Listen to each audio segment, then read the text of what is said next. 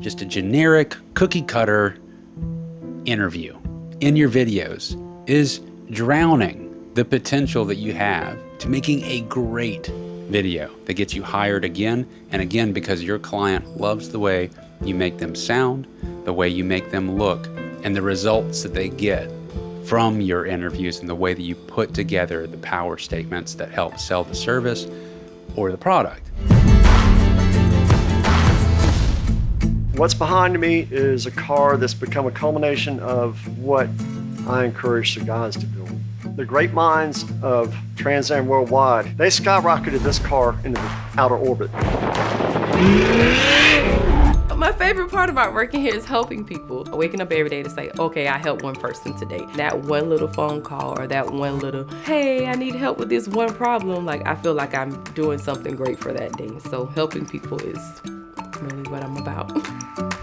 Cosmetology is hair, nail, and skincare. We start off in the beginning, we have anatomy, physiology, chemistry, electricity. After we move from that, we actually go into manicure, pedicure, nail extensions, makeup, facial services, perming, relaxing, coloring, hair extensions, hair cutting, thermal styling, wet styling.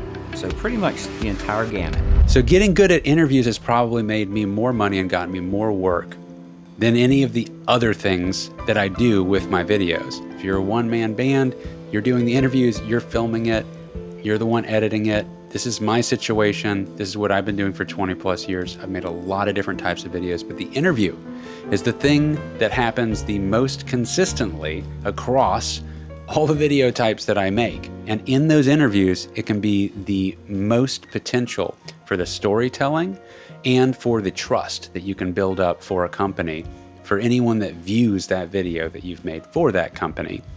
It should, at the end of it, make people feel like they understand the company better, not just technically, but also the people that are behind it. However, the level and volume of which you push on the people versus the product depends on what the product is and the kind of demographic that they're going for and where the videos are ending up.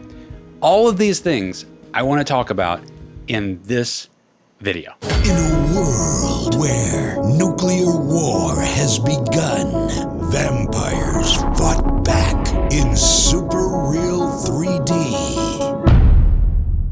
So let's talk about, first of all, what type of video are you making? Shorter spots just allow for less. And so that's where you start getting more into the territory of needing to really hone in person while you're filming. Shorter response questions so you can help them craft power statements more directly than the wandering genuineness of conversation that you can have in a longer interview that you can do for a longer video. So the longer the video, the more in-depth the questions can be, the more stretched out they can be. And those, it really is great to do that because the result is that they're going to get to a conversational point, hopefully, where they're comfortable enough and they're talking so naturally that the statements sound genuine and authentic rather than sounding contrived and scripted by somebody that's not an actor, because potentially, in many, many cases, these interviews are with the people that are working at the company or own the company. You know, that's the situation that I'm mostly in. And I will say, I want to say up front too, this is a really important thing. I think the power of the interview is one of the things that's going against AI, all right?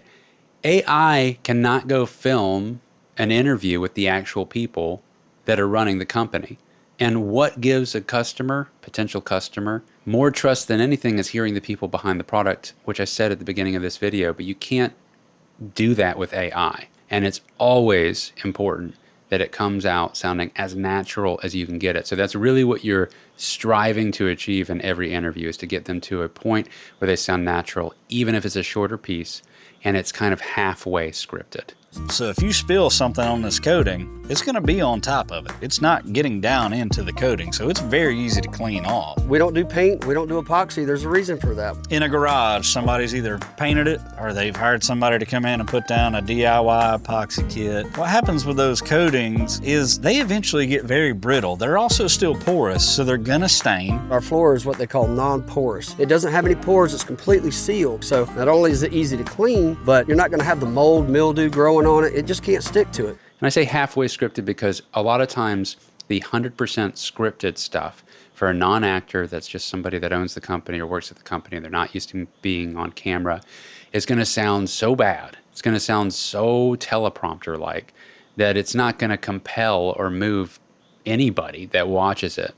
And this might be the first culprit of why your interviews may not be that great in your current interviews. If you're getting people that cannot act, that are not used to being on camera, having them execute exact verbatim lines that they wrote out that they think are great, it probably is not very good. Just be honest and step back and look at it and listen to it and think, does this feel authentic? And in most cases, the answer is no, it's not. But it can be really hard to identify that and be truthful with yourself when you've made it and you've put a lot of effort into every other aspect.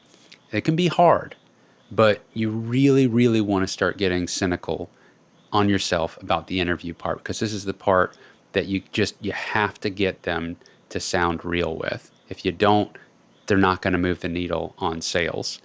And if you're not helping them achieve greater sales, they're never going to increase the budget or the consistency of which they're hiring you for to make these videos.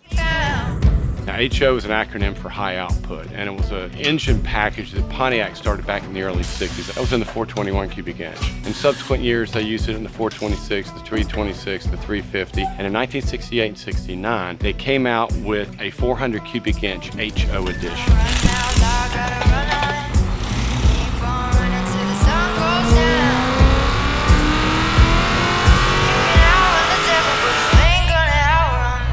And that was when it made it into the Firebird series and later the Trans Am.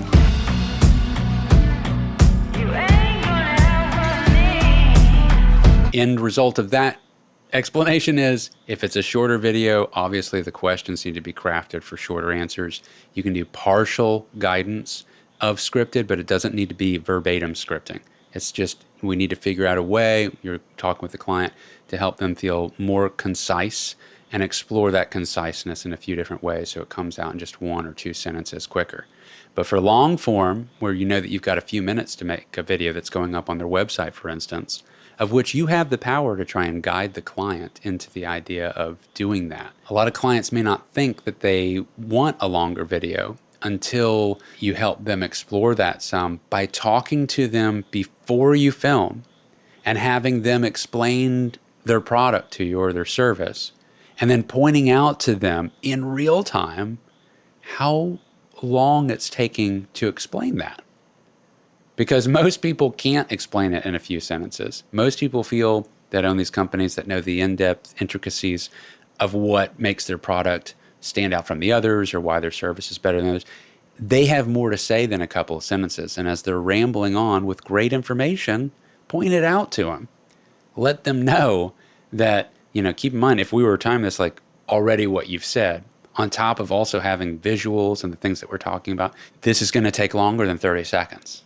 It's not a 30-second thing. So a lot of times what I do is I really steer clients in the direction of, let's make some longer stuff and we'll derive shorter pieces from it.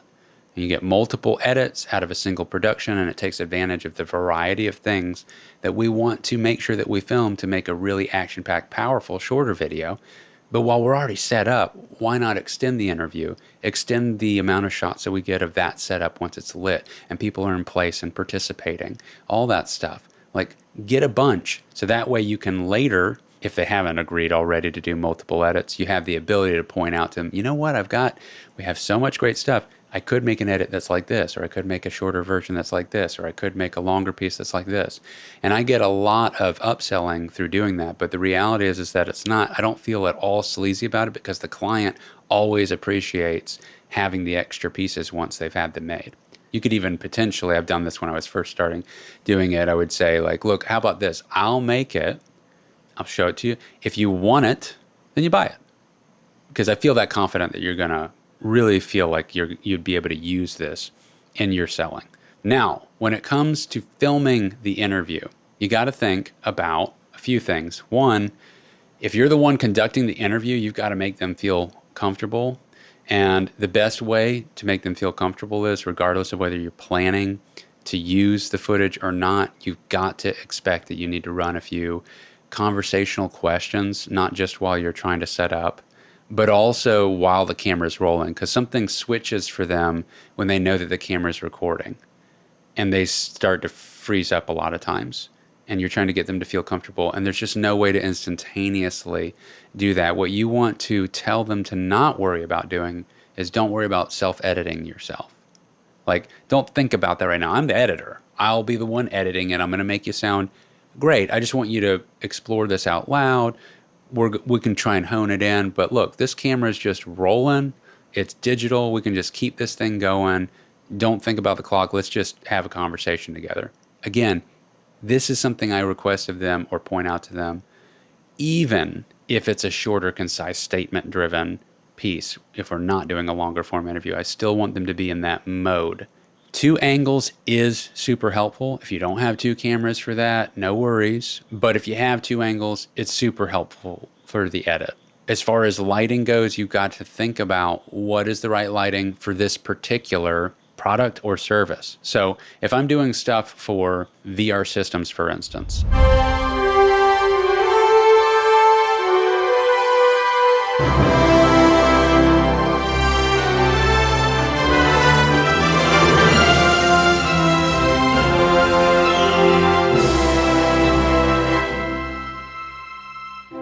VR Systems has been in operations. We're celebrating our 30th year. election hardware and software that's sold for all of Florida and for other states as well. There's a lot of important jobs out in the world, but elections is a foundational piece of our democracy. And to be around a group of people here at VR and in the elections community that are all dedicated to doing what's best for elections and doing it right and doing it fairly and above board, it's really motivating. That is not going to be a dark, moody, shadowy look. That's what you'd call the corporate look. You know, they want it to feel safe, approachable, not intimidating at all for people that are watching it. So it's a pretty well-lit interview in 99% of cases. That's what that look is that you're probably going to be thinking about trying to achieve. But in thinking about that, also keep in mind the reasons that you'd be doing that, because that guides the kind of questions and the way that you want this interview to go. Because for Trans Am, for instance, that's the opportunity for me to do moodier stuff. We're talking about muscle cars. We're talking about mostly a male-dominated product. You know, most of their customers are guys, gearheads, you know, or just people that have always had a fancy for, you know, muscle cars back in the day. So these guys like things that are cool, which is great. Because that's, you know, I mean, I like making shadowy, moody stuff, and some of it's well lit. It ends up that way. But I mean, when you really get to control the environment, you're allowed that look. So that means that the questions also get to be honed in that direction. It needs to be more cinematic. Hot rodders, grandfathers, military, police, criminals, bank robbers. Every single person that ever considered what car they would choose, they'd never walk past a Chevelle. And then throw in the occasional joke. Then you've got the 454. Those will start at 1,500 rear wheel horsepower. What voodoo are you guys doing in this facility? 1,500 at the rear wheel. Oh my gosh. Yeah. This is another thing I've noticed. The cooler the interview, the more you're building that interview based on the music. So you're cutting it more to the pace of the music. Somebody said, you know, what's the last car you're going to drive? It would be that. It would be that car, for sure. Hands down. So, yeah.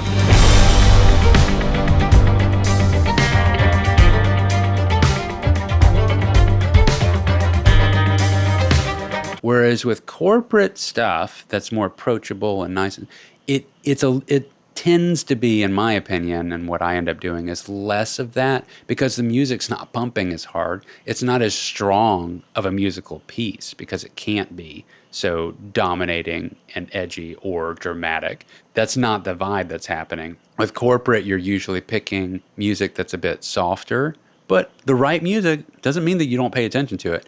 But in picking that softer music, it's not going to drive the edit as much as a super saturated, you know, cool song that you're going to be really riding volume ramps up and down with and stuff. Doing more than just audio ducking, which is where you just bring the volume down a little bit when the person talks and then you raise it back up, but actually using it as something that starts to wash out sound so it makes it harder to hear as the engine creeps in. Like, you know, there's all these things to flex it. So there's a lot of ways to elevate the interview, and you want to elevate it in the direction based on what style of interview it needs to be for the product or the service. What's the company? What's the demographic that they're selling to? Gearheads and motorheads, or counties that are secretaries of elections offices, right? These are very different demographics to go for. Or baby quip, you know, baby rental gear across the nation. They rent out baby equipment, you know, another client of mine. Shorter pieces, less interviews. More of the interviews are used for internal stuff where they're recruiting people and showing how it's great to become a baby equip provider. But a lot of the front-facing public stuff is just more visual stuff with a third party. You know, we get voice talent. So, I mean, it's like it all kind of depends. But again, for the client, interviews are, even in the short piece, like interviews keep coming back. So it's like you want to be able to get good at this because it's the most consistent thing in all the different variety of projects where an interview is going to come into play, and you want to be really good at it. So from a filming standpoint, you want to think about how well lit it is or how moody and dark it is. And then use 2 cameras if you can, because it's going to give you more options for chopping.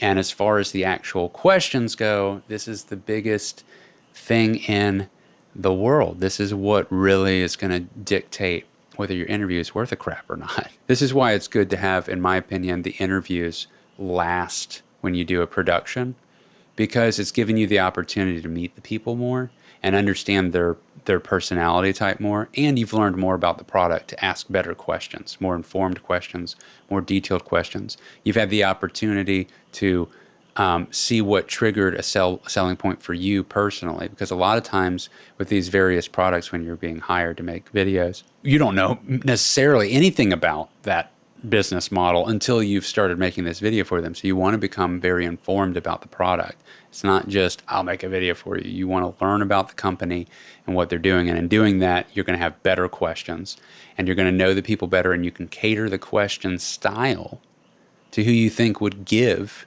the best answer for that particular question and how you want to ask it based on the edit that you want to deliver. Now, it's not like when I'm doing all this that I've got this master plan of exactly what the edit's going to be. All I've got is a concept of what I want the vibe of the video to be. So that would dictate if I want to get kind of a shorter, like snappier or saucy, we'll go with saucy. I was going to spicy kind of reaction to a question. The biggest misconception about the cars that we build is that they're somehow just a Camaro with a body kit.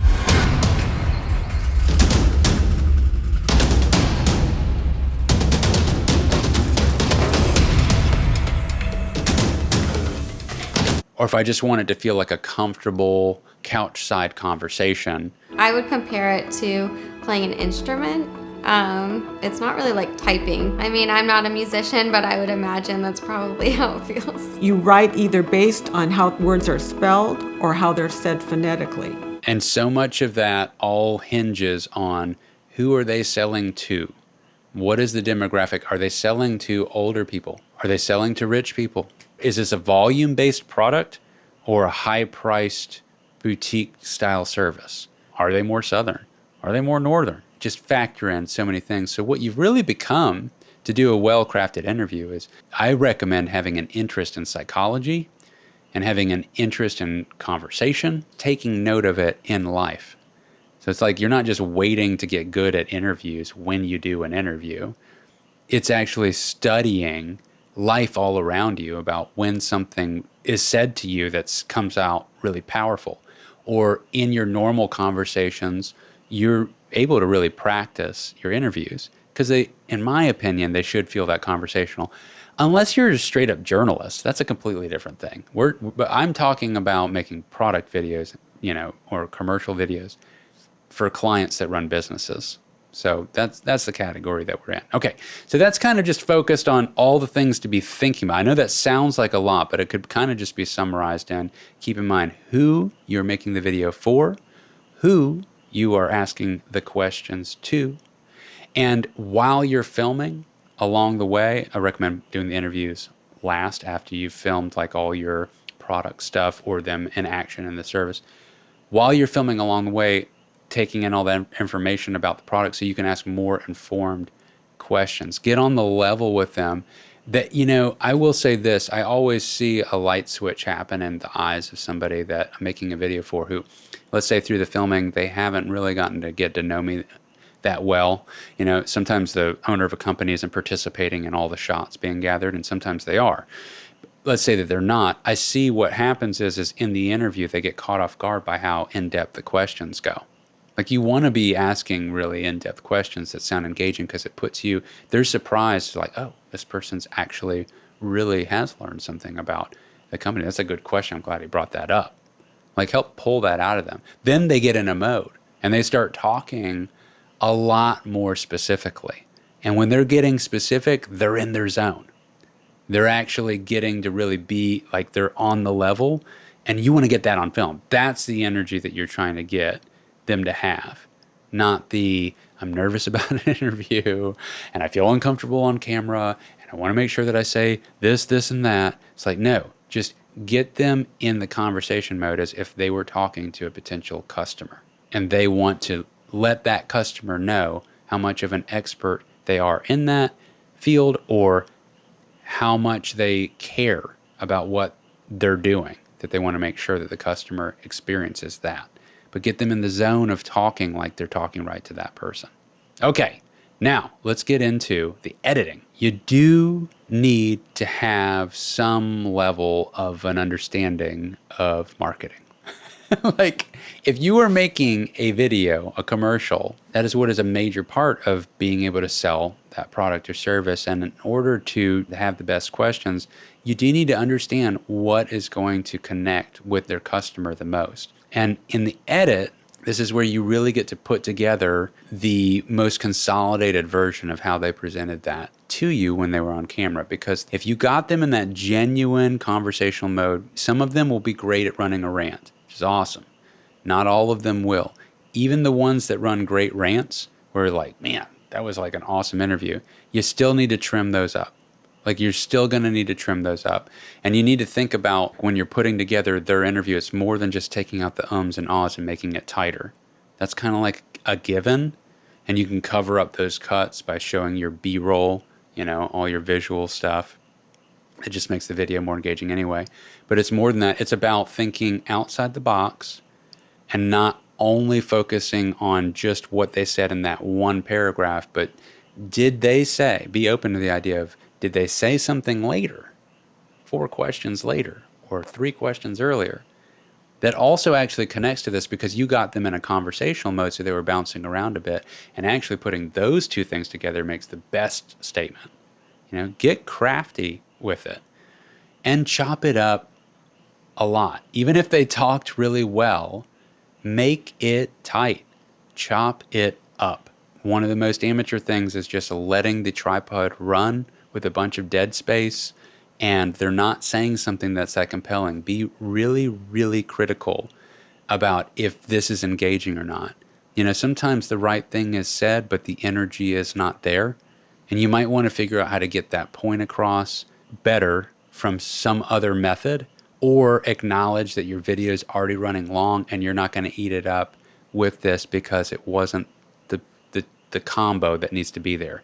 It needs to be more than just the information. It's about how the information was presented, which is the whole concept behind me making this video right now. Like, getting a good interview.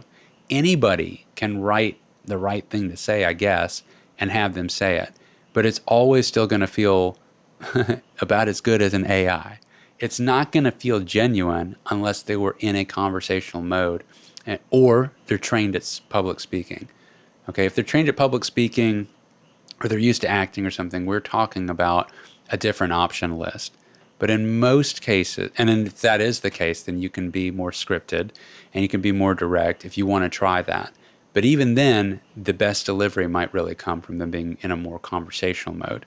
But at least you have the options between the two. But most cases, you're not going to have that option. You're trying to show the people that worked there, and that's what's going to provide the trust, and that's what's going to save your job from AI, because you need to go in and film the actual people, and people want to know that real people are making it. Now, be open-minded to also take things out of context from what they said, because sometimes something that they were answering with or talking about would completely work to represent an answer to something that they had no connection to. Now, I know that that feels a little bit, that might feel weird, but I've never had a client complain about me having done that when they see it done. They're like, they think it's genius. They're like, that's why we hired you. So be open-minded to it. If they're cool with it, then whatever, it's fine. It's like the goal is to get all these PowerPoints executed in the video in the most compelling fashion that you can muster. So you can take things out of context. Multiple interviews help a lot. And what multiple interviews allow you to do is not only have more variety happen in the video, which can be more engaging and keep you interested longer, but it also gives you more opportunities to represent or explain a particular subject. You know, a lot of times I'll feel like the best answer I'm going to get on a specific thing is going to be from a specific person, but sometimes it just happens to be that the painter gave the best description of something that had to do with the carbon fiber department. Be open to the most important stuff or the most broad stroke stuff. Like, ask everybody those questions, because you're going to get different answers. And a lot of times what can be really awesome in an edit is to have all of them represent that topic point of the video by weaving together all three people's different parts of it, and just a sentence here from them and a sentence there from this other person. And so when you put that all together, it just feels like it's all connected in a big way. It also allows you can use lead lines. So somebody will say something that the way they answered it, they didn't phrase it in a form that had the question in it. Sometimes in a flowing conversation, that just doesn't happen. And the best, most organic thing that they had, the way that they said it, was in the middle of something, and you don't have a way to explain what the heck they're talking about, other than you also have the other interview with the other person that kind of did address something with that question. And just from them talking about it and them having established the question and the answer, but they didn't give the best answer, it gives you the cue that then gets you to the person that gave the awesome answer. And you know what they're talking about when you stitch those things together. I mean, look, there's no way of doing good interviews unless you can get good at conversation, helping people feel comfortable, understanding marketing, and so they answer questions that actually help sell the product.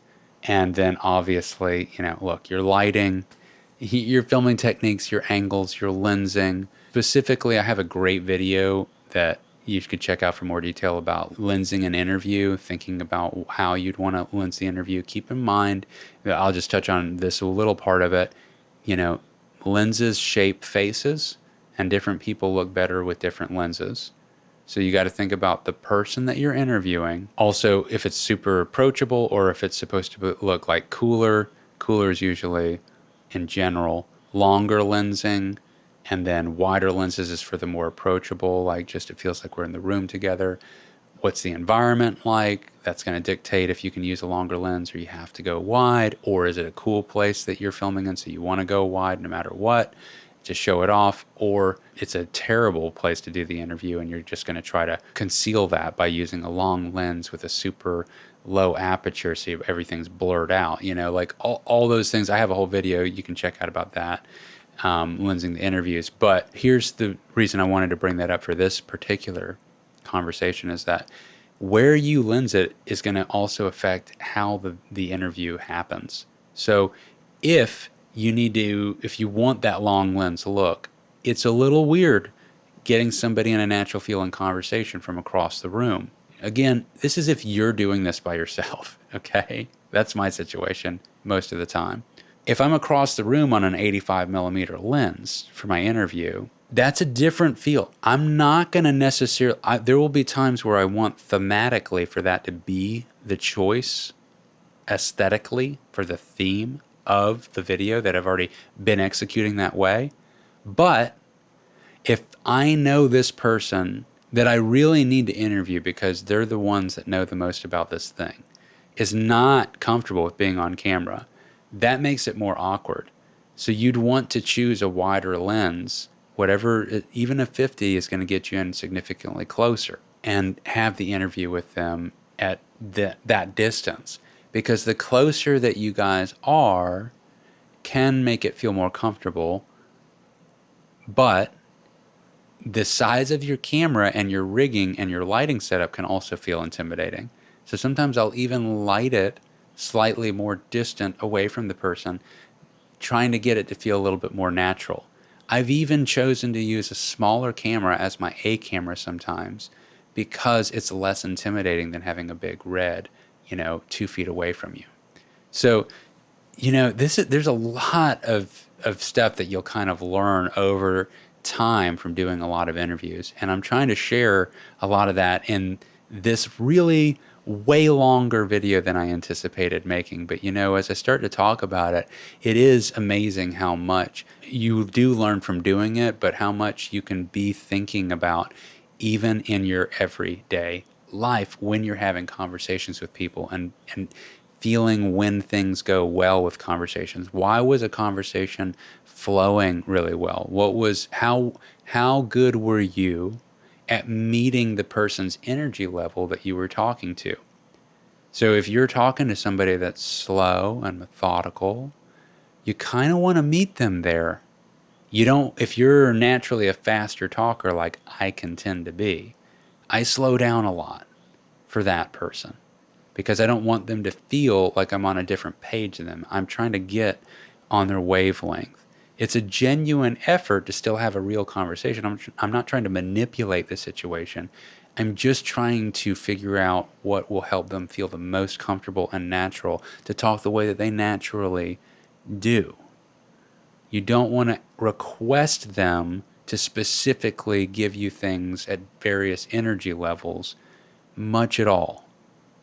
By doing that, it will make them feel more self-conscious about everything they're doing. I do it occasionally when I just need them to repeat maybe a couple of words at the end of something just because it didn't happen clearly enough, or like, God, it was so clear. Can you just say it one time where it just sounds a little bit faster or a little bit more excited about that one particular thing? Because that is really cool that it does that. I'll point out to them that I think it's really cool, what they did or what they're a part of. And they get on that page and it's still comfortable enough, but you got to be delicate about how you do it.